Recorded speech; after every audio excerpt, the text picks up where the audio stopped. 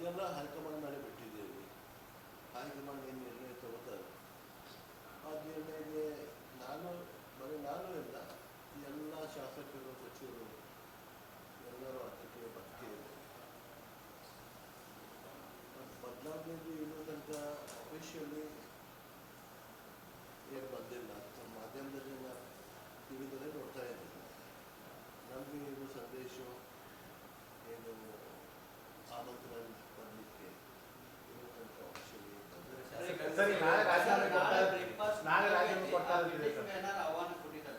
ಇಲ್ಲ. ನಾಳೆ ಮೀಟಿಂಗು ಇದರಲ್ಲೇ ನೋಡಿದ್ದೇನೆ.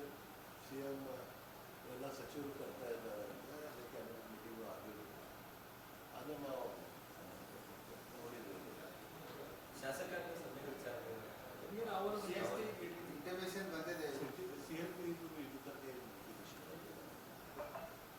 ಮತ್ತು ನಮಗೆ ಮೊದಲಿಂದ ನಮಗಿದೆ. ನಾವೊಂದು ಕಾರ್ಯಕರ್ತ, ಪಕ್ಷದ ನಿಷ್ಠಾವಂತ ಕಾರ್ಯಕರ್ತ. ಏನು ಹೈಕಮಾಂಡ್ ಡಿಸಿಷನ್ ತಗೋತಾರೆ ಅದು ಡಿಸಿಷನ್ ನಾವು ಬಂದಿದ್ದೀವಿ.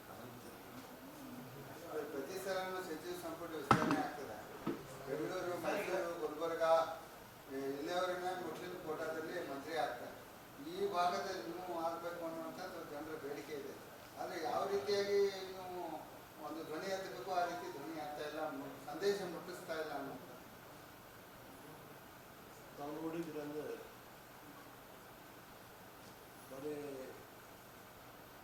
ಅಲ್ಪಸಂಖ್ಯಾತ ಇಲ್ಲ, ಬರೀ ಮೈನಾರಿಟಿ ಮೇಲೆ ಮುಸ್ಲಿಂ ಇಲ್ಲ. ಬೆಳಗಾಂ ಸಿಟಿಗೆ ಯಾರು ಕೊಟ್ಟಿದ್ದಾರೋ, ಯಾರು ಬರ್ತಿದ್ದಾರೋ ಇನ್ನೂ ತನಕ ಯಾರು ಸಚಿವರಾಗಲಿಲ್ಲ. ಬೆಳಗಾಂ ಸಿಟಿ ಅಂದರೆ ಬೆಳಗಾಂ ಡಿಸ್ಟ್ರಿಕ್ಟ್ ಹೆಡ್ ಕ್ವಾರ್ಟರ್ಸ್ದು ಹೆಡ್ ಮತ್ತು ಇಲ್ಲಿಂದ ಯಾರು ಸಚಿವರಾಗಲಿಲ್ಲ. ರಮೇಶ್ ಕುರ್ಚಿ ಅವರಿದ್ದರು 2 ಟರ್ಮ್, ಆಮೇಲೆ ನಮ್ಮ ಅಣ್ಣಾವರು 2 ಟರ್ಮ್ ಇದ್ದರು, ಈಗ ನಾನು ಇದ್ದೀನಿ. ಮತ್ತು ಅಲ್ಪಸಂಖ್ಯಾತರು ಉತ್ತರ ಕರ್ನಾಟಕದಲ್ಲೇ ಆಗಲಿಲ್ಲ ಯಾವಾಗ. ಎಲ್ಲರಿಗೂ ಒಂದು ಆಸೆ ಇರ್ತೈತಿ. ನಮ್ಮದು ಒಂದು ಆಸೆ ಇದೆ. ಉತ್ತರ ಕನ್ನಡ ಕೆಲಸ ಮಾಡಲಿಕ್ಕೆ ಮಂದಿ ಸಲುವಾಗಿ ಕೆಲಸ ಮಾಡಲಿಕ್ಕೆ. ಅದು ಸತೀಶ್ ಏನು ಹೇಳ್ತಾರೋ ಹೈಕಮಾಂಡ್ ಡಿಸಿಷನ್ ತಗೋತಾರೆ.